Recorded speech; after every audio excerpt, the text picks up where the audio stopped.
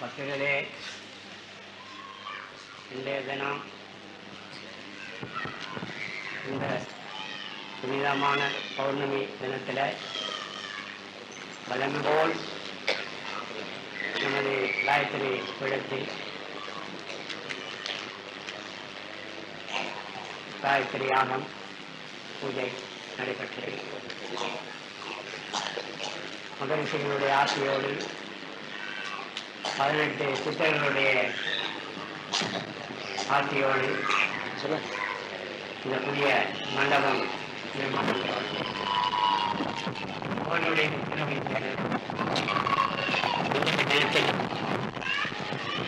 இந்த பூஜை யாகம் நடைபெற்று இந்த கட்டடத்தை நாம் மந்திர ஜபங்களாலும் யாகத்தாலும் பூஜையாலும் இதை நாம் ஆரம்பித்தோம். இந்த நன்னாளில் உங்கள் அனைவருக்கும் ஆச்சரியமாக இருக்கும். இந்த மண்ணுலகத்தில் எப்போதோ எங்கோ புராண காலத்தில் சித்தர்கள் வாழ்ந்தார்கள், மகரிஷிகள் வாழ்ந்தார்கள். இது புராண ஆசிரியர்களால் சிருஷ்டிக்கப்பட்ட கதை என்றுதான் இன்று வரையில் மண்ணுலக மக்கள் நம்பி வருகிறார்கள்.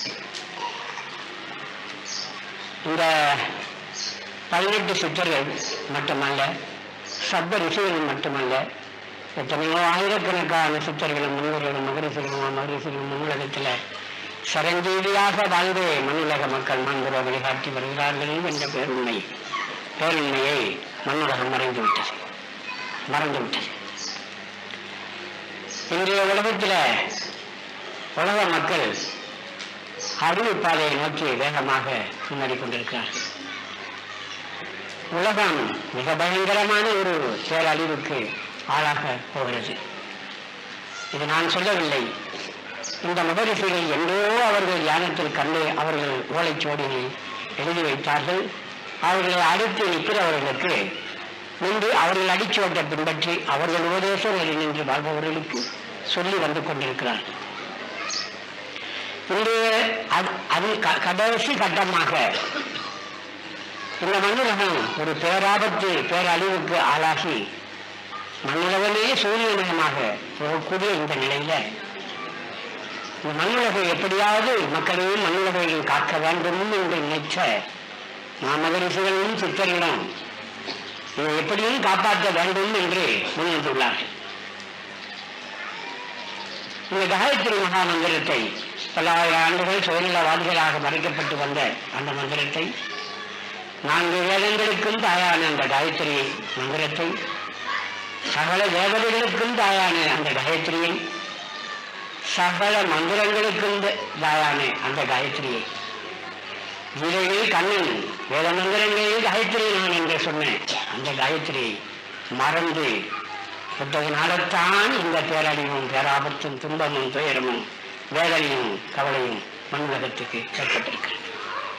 இயற்கை சீற்றங்கள், போர்வெறி, அனர்த்தங்கள், சூறாவளி, வெள்ள அபாயம் நீங்கள் பார்த்து கொண்டிருக்கிறீர்கள். இந்த பிரபஞ்சத்தை சிருஷ்டிக்க அந்த பேரரசியான இந்த காயத்ரி இதை நாம் மறந்து வாழ்கிறோம்.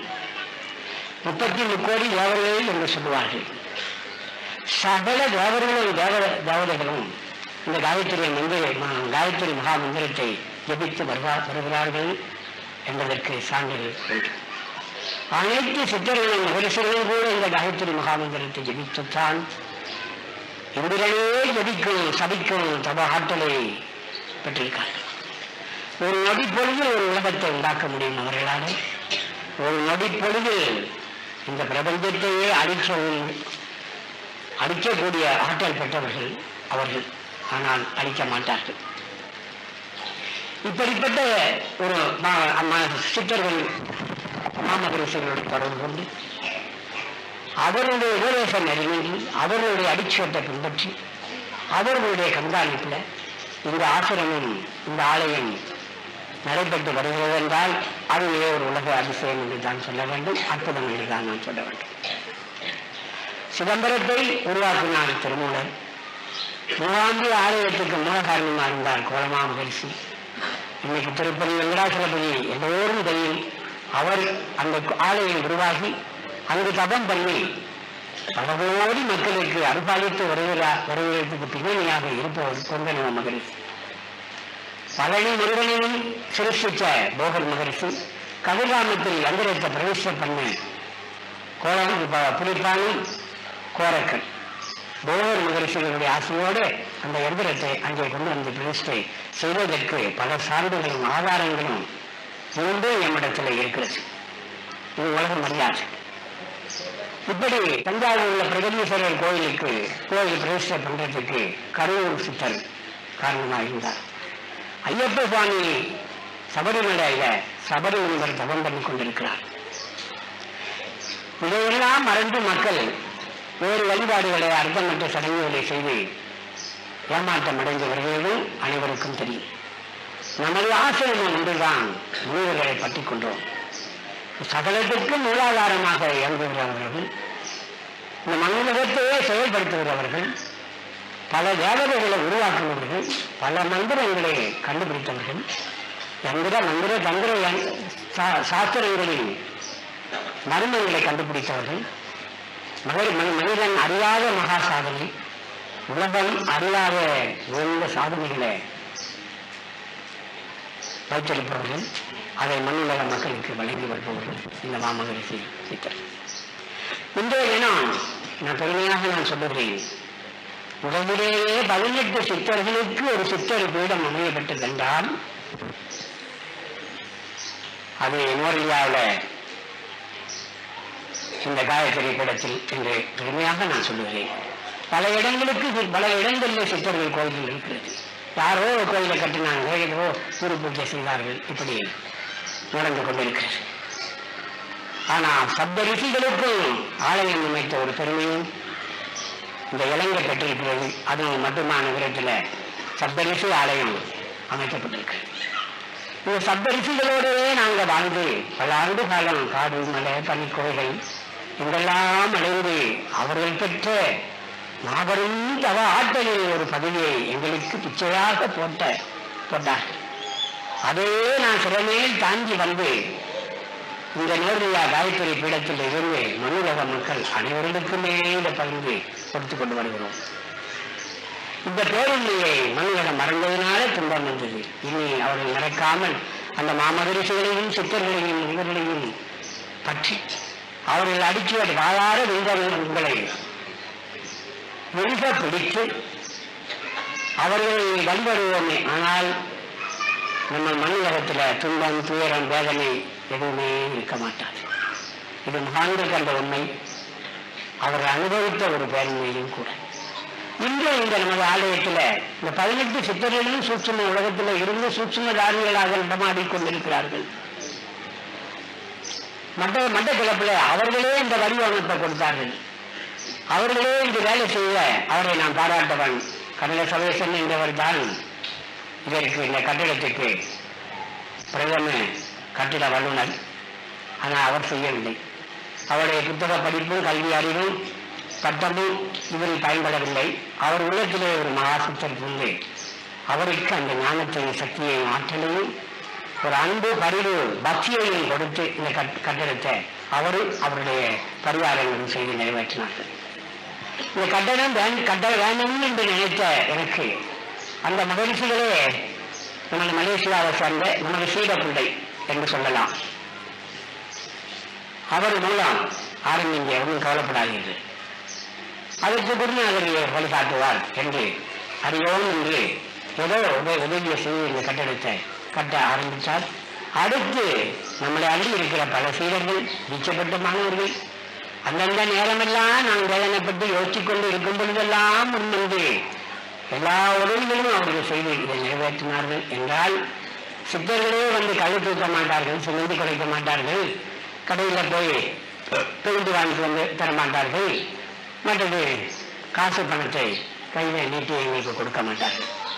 அவர்களுடைய செயல்பாடு பூர்வ புண்ணிய தவ செய்த உத்தமர்கள், பரிசுத்தமான இறைமுடையவர்கள், குருநாதர் இடத்தில் அசைக்க முடியாத பக்தி கொண்டவர்கள் உள்ளத்தில் புரிந்து இந்த மாபெரிய காரியத்தை சாதித்திருக்கிறார். இன்று நானும் கூட இந்த ஆலயத்துக்கு தலைவர் அல்ல. நமது ஆலயத்தோட நிர்வாகம் 18 சித்தர்கள், உபகுரு என்று சொல்லுவார்கள். மற்ற 7 சப்தரிஷிகளும் தான் தர்மகர்த்தாக்கள். நாம் எல்லாம் அடியார்களுக்கும் அடியார்களாக, தொண்டர்களுக்கும் தொண்டர்களாக அவர்கள் உபதேசம் நெருங்கி அவர்கள் அடிச்சுவற்றை பின்பற்றி நாம் இந்த செயலை ஆற்றிக்கொண்டு வருகிறோம். எந்த பலனும் எதிர்பாராமல். மண்ணுலகத்திலேயே எத்தனையோ ஆசிரமங்கள் இருக்குது, எத்தனையோ ஆலயங்கள் இருக்கிறது. ஆனால் வெளியில் செயல்படும் ஆசிரமங்கள் ஆலயத்தை பற்றி நான் சொல்லுகிறேன். சூட்சமமாக இமாலயம், பத்ரிநாத், கேதாரிநாத், அமர்நாத், சோம்நாத், கொல்லிமலை, ஏலகிரி மலை, பர்வதமலை, திருவண்ணாமலை, சதுரகிரி மலை, ஆனைமலை, இப்படி இந்த மலைகள் காடுகளிலே எல்லாம் சரிபதியாக வாழ்ந்து கொண்டிருக்கிறார்கள். மகிழ்ச்சி ஆயிரமாக வாழ்கிறார்கள். இந்த கும்பமேளா என்ற ஒரு சடங்கு நடக்கிறது 12 வருடத்துக்கு ஒரு முறை. பல லட்சம் சாதுக்களும் சன்னியாசிகளும் பெரிய தபோதனர்களும் அனிமாதி அஸ்த சித்திகளை பெற்றவர்களும் எங்கிருந்தோ வந்து அங்கு கூடி புனித கங்கையை நீராடி அந்த கங்கையை பரிசுத்தமாக்கி ஓடி விடுகிறார்கள்.